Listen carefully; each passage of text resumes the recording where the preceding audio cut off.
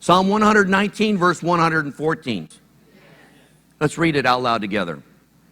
You are my refuge and my shield, and your promises are my only source of hope. Circle that phrase, that last phrase. Your promises are my only source of hope. There was a person back in 1950s named Florence Chadwick. She was the first woman who swam across the English Channel both ways. She successfully did that. 1951, she decided to swim from Catalina Island to Southern California coastline. She started out, she didn't make it. She failed.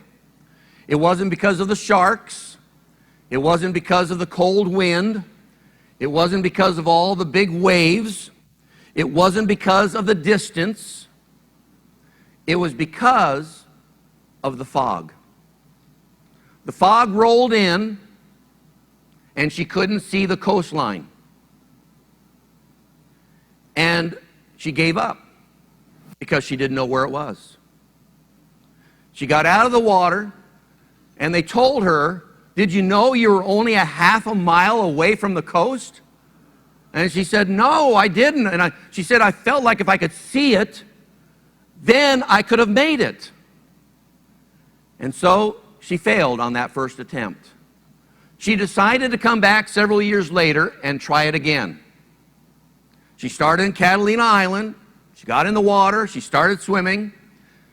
It was cold. It was windy. Yes, there were sharks. There were waves. And the fog rolled in, just like before. But she realized, in spite of the fog, she still knew from her last time that the coastline was there. And so she just kept swimming, and she swam harder and harder and harder, and she reached the shoreline. And on top of that, she did it 2 hours earlier, quicker than anybody else had ever done it. And I want you to know this from that story. We're kind of the same way as Florence Chadwick. We have these problems that roll into our life like a fog. And a lot of times the problems keep us from seeing what God wants us to see.